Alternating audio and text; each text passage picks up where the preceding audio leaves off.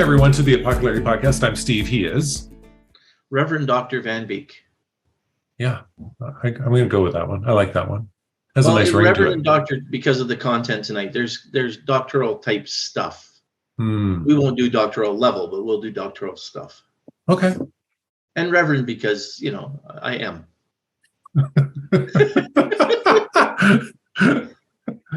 I've heard that said before, but not by you. yeah, that's right. But not by you. Yeah.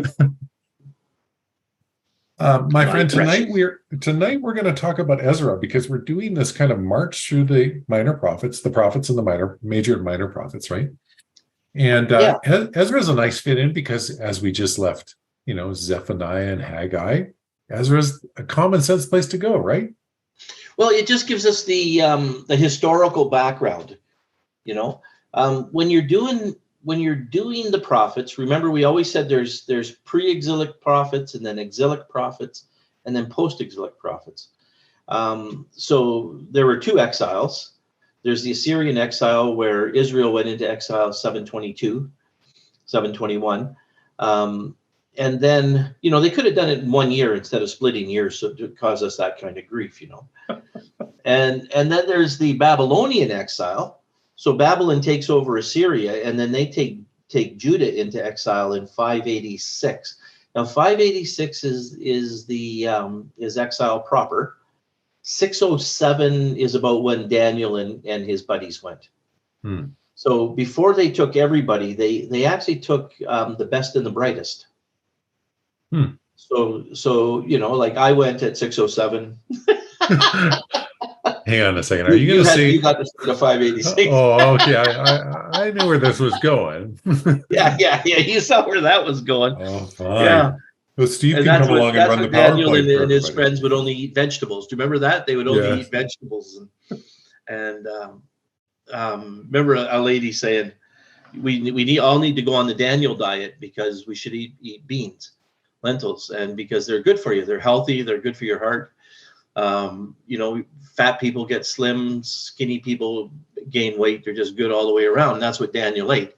And of course, she didn't read the end of the book when he's a politician. And it says for his fasting period, he gave up choice foods. Right. And so she kind of missed everything else. But so Daniel, that's the Babylonian captivity when Daniel's there, that's with Nebuchadnezzar. And if you remember the Babylonian captivity, when you're talking Babylon, for some reason, even though Persia actually had more ground, more land space, more cities than Babylon, Babylon is still what they use when they talk about places of evil. The great evil empires are always Babylon. Revelation, it's Babylon that they're talking about. Even though he's talking about Rome, he refers to Rome as Babylon in the book of Revelation. And so Babylon is their big place. So the Babylonian captivity starts about 586, and it ends in, I think, I'm going to say about 530, early 530s. Okay. The Babylonian captivity ends. So they're actually in captivity from 586 to 536 is 50 years. Mm-hmm. And they say 70 years because we think that two things. One, we say, it starts in 607 with Daniel and them. Right. And that makes it 70 years.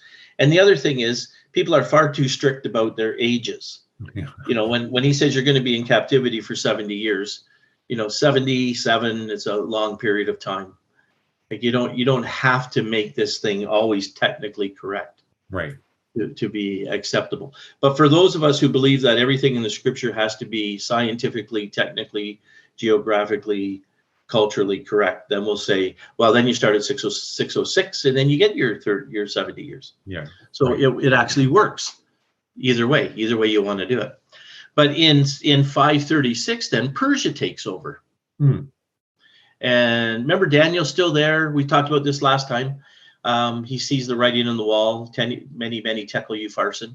And the Persians come in and they said the Babylonians were so fed up with their leadership, they just opened the gates and said, "Yeah, we'll be Persians for crying out loud." Yeah. Rather than live with these idiots, we'd rather be Persians. And it's Cyrus the Great the Medes and the Persians take over, and Cyrus is the guy that takes over. And he's actually mentioned at the end of Chronicles, which is in my Bible is just one page before, right? And so in 536, Cyrus takes over. And now in the 500s, Persia in 536, Persia is in war, and they are annexing places. So annexing means you've taken over another country and just made it part of your country. That's what annexing is. And they've been kind of having skirmishes with the Greeks in different places, and they've been building the Persian Empire.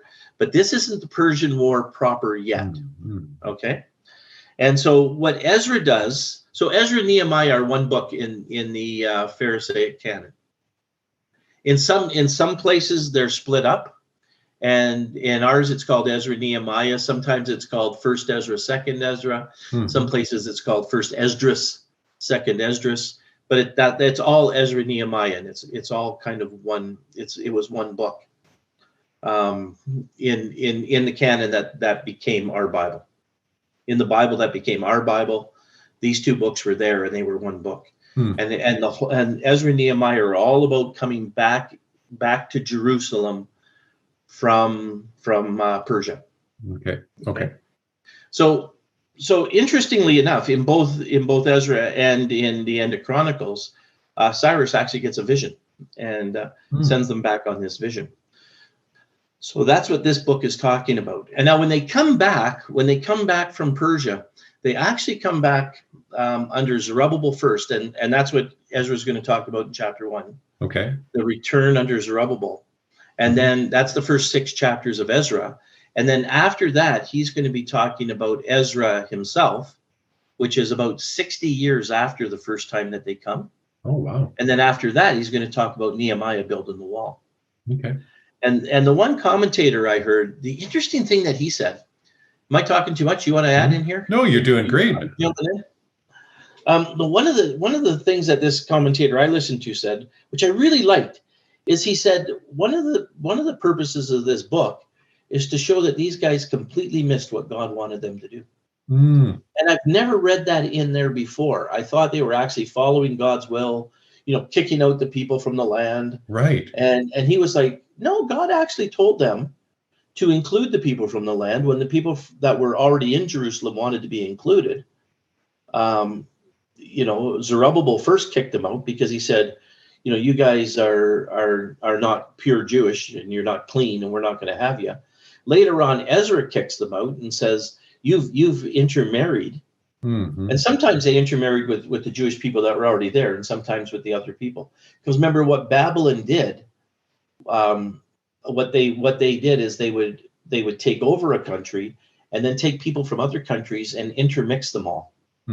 Because what they wanted was people to be Babylonian. Right? Oh, by the way, just in case anybody cares, Babylon is modern day Iraq. About 85 miles south of, or 85 kilometers or miles south of Baghdad. That would have been where Babylon was. Oh, okay. And they had the Hanging Gardens. Okay. And Persia is Iran. So when you're talking Iraq and Iran, you're talking Babylon and Persia. Right. So so the United States has put them under the gun for a while back there, but these were the powerhouse countries at this period in history, which is kind of cool. Yeah. Yeah. You remember the one comedian? He always says, people say you're from Iraq. He says, no, I'm Persian, like the cat.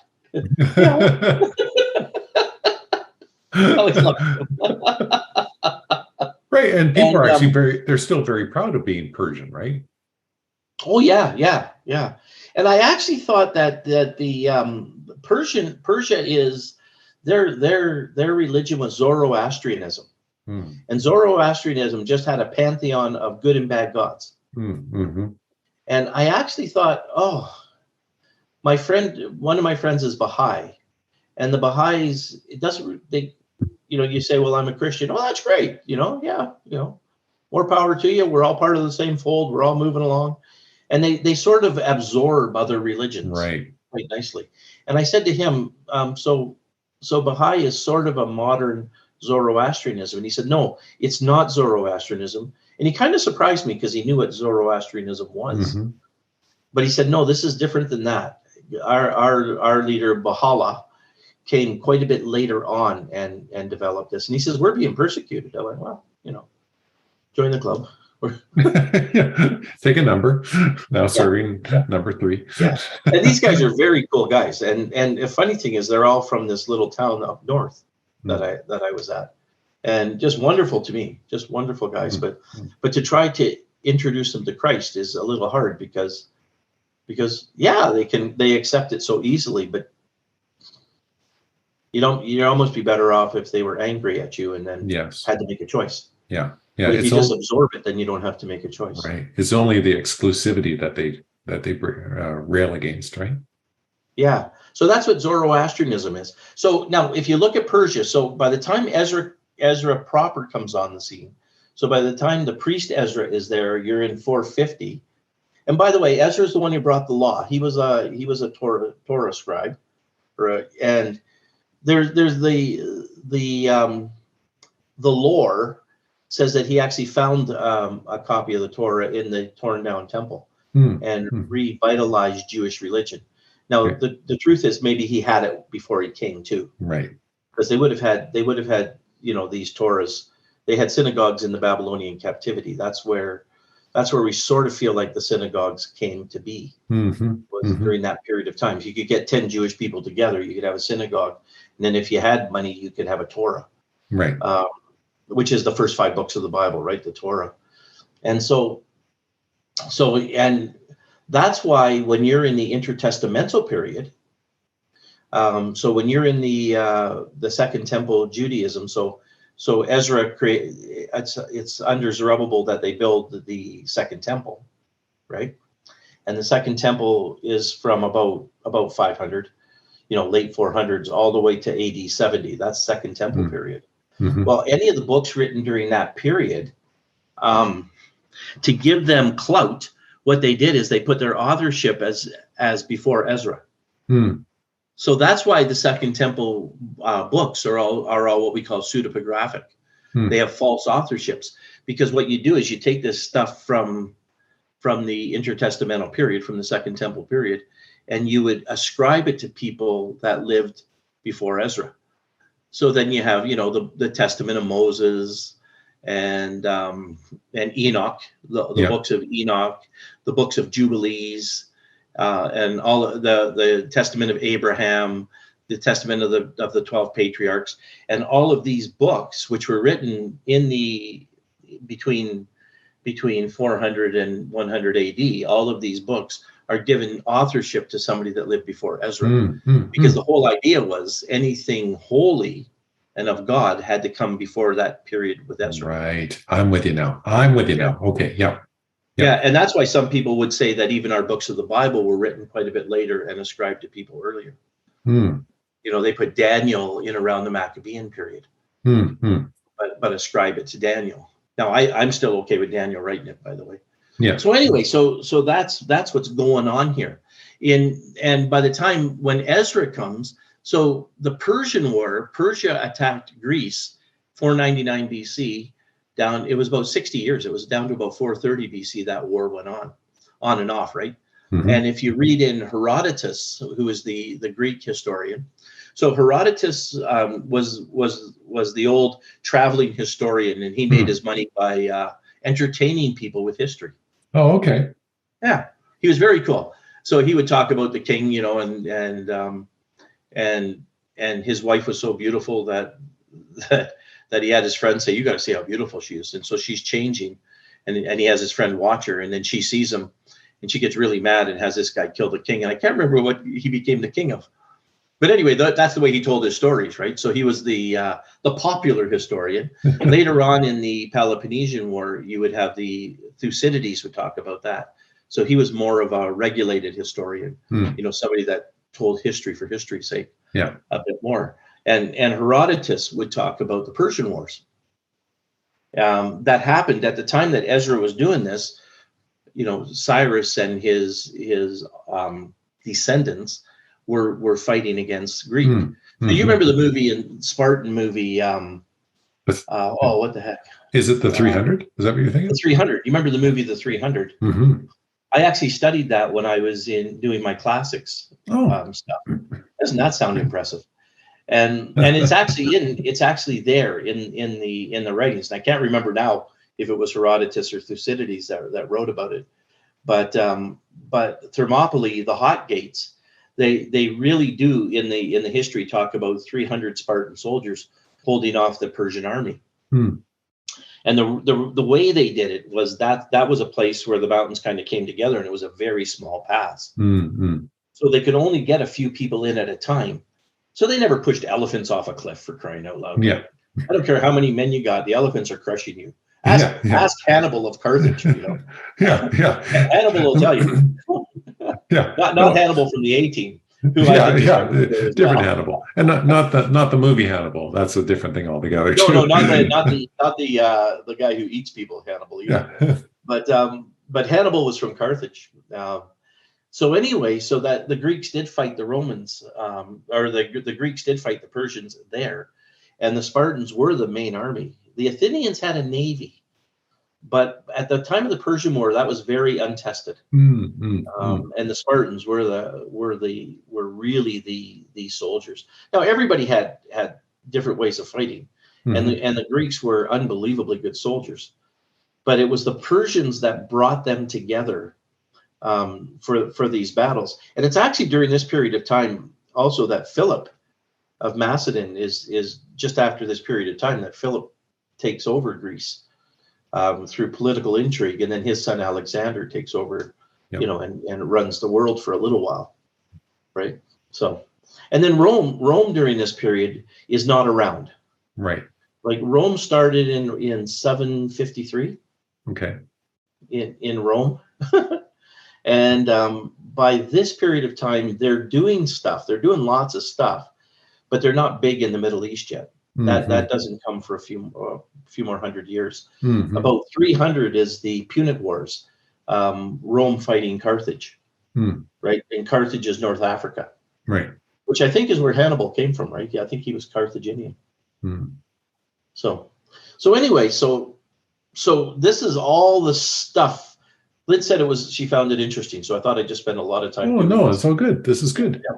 Bore the crap out of her if I can.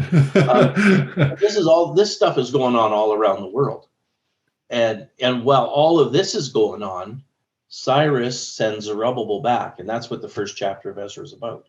Yep. It's Zerubbabel coming back to the land. But these books, in the end, seem to suggest that they didn't do it right. Yeah. It's fun you mentioned that, because we hold these books up as kind of these victories. These are loyal, faithful people to God. And you go, yeah, I think we're about to see a different side of it as we go forward here. And the only reason I'm going to see a different side is I was listening to this Jewish scholar that was saying, if you follow through to the end of these chapters, you discover they weren't doing what God wanted. They did a lot of what God wanted, but they didn't do all of what God wanted. Yeah. Oh, does that ever sound familiar? Yeah. Well, that's other people, not us, I realize, but I know what you're saying anyway. Yeah. So maybe we'll just do chapter 1 today, because I talked so long in the beginning here. Oh, you did good, bud. You did good, because you had to set the table, to actually understand this. Otherwise, it just seems like again, you tell a hero story about Ezra, and it's not really a hero story here. No. All right, folks. So we'll jump in at Ezra 1, and I'm going to read from 1 to 4 just to start us off. In the first year of Cyrus, king of Persia, in order to fulfill the word of the Lord spoken by Jeremiah, the Lord moved the heart of Cyrus, the king of Persia, to make a proclamation throughout his realm and also put it in writing. This is what Cyrus, king of Persia, says: The Lord, the God of heaven, has given me all the kingdoms of the earth, and he has appointed me to build a temple for him at Jerusalem in Judah. Any of his people among you may go up to Jerusalem in Judah and build the temple of the Lord, the God of Israel, the God who is in Jerusalem, and may their God be with them. In any locality where survivors may now be living, the people are to provide them with silver and gold, with goods and livestock, and with freewill offerings for the temple of the God in Jerusalem. By the way, what does that sound like to you when you read it? What does it sound like? an earlier period in Jewish history. It is.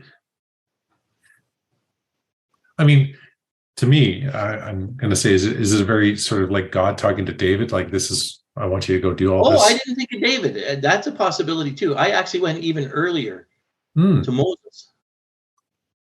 Oh. When they were leaving Egypt and the neighbors gave them their stuff. Oh, I see where you're going now. Yeah. Yes. Like, so glad to get rid of them. They were literally throwing things get at out of here, man. Yeah. Yeah. Take but this. Actually, in both of those places, now in this place, it's actually the king who tells the neighbors, give them stuff to take with them. Yeah. It's interesting, isn't it? Yeah. I almost wonder if God tells us to do something, maybe somebody will give us stuff to take with us. Yeah. Is this Cyrus hedging his bets? Like, does he do this? Do we think he did this for other deities of the realm? I don't know. I don't know why Cyrus did this. Later on, you find that Nehemiah, before he comes, he actually, he had the ear of the king. He was a cupbearer, and the king actually really liked him. But why Cyrus did this, I don't know. Except that Jeremiah says that he's going to do it. The book of Chronicles also copies this piece that says God told Cyrus to allow them to rebuild Jerusalem. It's quite interesting the way that it comes together. But I don't know if there's any other history that says a different reason that Cyrus let them go. Okay. All that I have is the Bible saying that God told Cyrus to let them go. Yeah. And there's no reason for him to do it. Like, there's no value in rebuilding Jerusalem. No. That I can think of, except that was the trade route. Remember, they were by the King's Highway, and this was the trade route through there. So there might be some advantage there, but I'm not sure. Okay. I need a better historical picture to know something else. So, anyway, verse 5 and on. Then the family heads of Judah and Benjamin, and the priests and the Levites, everyone whose heart God had moved, prepared to go up and build the house of the Lord, Jerusalem. All their neighbors assisted them with articles of silver and gold, goods and livestock, and with valuable gifts in addition to all the freewill offerings. Moreover, King Cyrus brought out the articles belonging to the temple of the Lord, which Nebuchadnezzar had carried away from Jerusalem and had placed in the temple of his God. Cyrus, king of Persia, had brought them out by Meredath, the treasurer, who counted them out to Shelzabar. It almost sounds like Lord of the Rings, Mithril. Yes. You're wearing Mithril. Sheshbazzar, the prince of Judah. That sounds like something out of a cartoon. Sheshbazzar. Yeah. What was that? I didn't know we had a prince of Judah.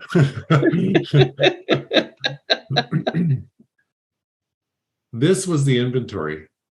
Gold dishes, there was 30. Silver dishes, there was 1,000. Silver pans, there was 29, because they lost one along the way. They had 32, but they Oh, who put that away? 30 gold bowls, 410 matching silver bowls, and then 1,000 other things that they were just too bored and they couldn't and other stuff. Other stuff. Yeah. All in all, or in all, there were 5,400 articles of gold and silver. Sheshbazzar brought all these along with the exiles when they came up from Jerusalem to Jerusalem, from Babylon to Jerusalem. Sorry, that's what I'm trying to say. That is a very cool thing. That the king of Persia. You remember when Babylon took away this stuff out of the temple? Right. When they ransacked the temple and they took the people with hooks in their cheeks, remember? Yeah. And they walked them out and they spread them out throughout the empire. And now I don't know what parts of the empire of this is what they called the diaspora, right? Babylon's exile was the dispersion, the diaspora proper. And people came back from the diaspora to go back to Jerusalem. Now, not very many actually went. That's kind of an important thing to remember. That people had they've been 50 years. You're 50 years old and you were born. Zerubbabel actually means born in Babylon. And these people born in Babylon didn't want to go home. They were home. Right. And so it was only the people that God actually led that went back to Jerusalem. Mm-hmm. And when they went, Cyrus gave them back this stuff from the temple. Yeah. So, I mean, this is a really rich guy. Yeah. And, a bunch of gold from the temple didn't mean that much to him. Right. And I don't think he was giving sacrificially to help them to go back. And yet he thought, might as well let him go back. I'm busy. I'm fighting Greece. Right. Right. The Spartan guy just kicked my guy into a well, and I could spread some peace among that part of the world, and then I can go fight the Greeks. And maybe I can get some. Yeah, maybe I can have a little bit of a safe zone there in the Near East. Mm-hmm. Right by the Mediterranean. I might need to be there, and right. The Persians came over on ships. The oddity is they said very few sailors could swim, and I don't know if that's true. And they didn't understand the Greek waves, the way the Mediterranean worked around Greece. It would storm up and then would calm down, and the Greeks kind of knew the ebb and flow, and the Persians didn't. But they said to the Persian armies during those wars, they said that they would drink rivers dry. There were so many people. Oh, wow. And so your biggest problem was getting food to everybody. Right. But now for the Jewish people, he was maybe having them there was a military advantage to him. Mm-hmm. But as far as this author goes, this was God telling him to do this. Yeah. Yeah. Well, the Lord was using all this at the same time. So yeah. Just like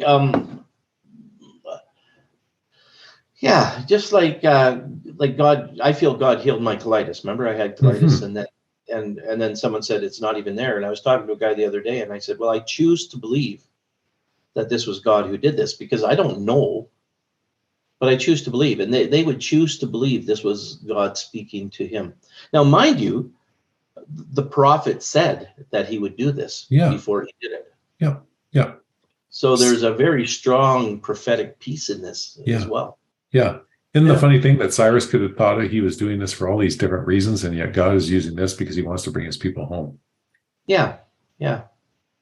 So remember, there's a little piece of scripture that they tell me all the time that I like, where it says, the heart of the king is in the hands of the Lord. Mm-hmm. And I mean, these kings were not Christian kings. I mean, these were brutal people, So even with the crappy people we may get as leaders, everywhere in the world right now, God can control those people whenever he chooses. Yeah. Yeah. And they were not better than what we have now. Yeah. So yes. It is interesting. So anyway, that's it for today, I guess. Buddy, thanks for laying that foundation of Ezra. Again, we're seeing all these things moving about, and we can either get lost in it, or we can think that there's some, I don't know what I was trying to say. That we tend to want to ascribe more to these good folks than they are. But like you said, not many people came back. It's not like we have this rush of people coming into Israel. Hundreds and thousands and millions of people. Like you said, not many came back, because what would it be? It would be like, maybe an illegal immigrant in the U.S. who was of Mexican descent, and they, as a 20-year-old, they get sent back to Mexico, having never lived there, and just the impact that would have. And you're not going to 3-star hotels or 5-star hotels. You're going to a place that needs to be rebuilt. Yeah. Yeah. And their winters, they get snow there in the winter in Jerusalem. Yeah. Or they can. Yeah. So it's not always comfortable either. Right. Yeah. Interesting. Well, folks, Blair, thanks so much for that. That was fantastic. Folks, thanks for coming with us on this journey. As Larry set the foundation of Ezra for us. And then next week, we're actually going to step into, again, we see little bits and pieces of God calling them to do things, and them not quite moving as God wants us to move. And we'll see that as the book plays out. So it's a fascinating look into the life of how even though God is pulling Israel back, Israel's still not being 100% faithful yet. But we'll pick that up next week. And then both of us will be back, like me and him. And until then, I was Steve, he was Larry, and this was the Apoco-Larry podcast.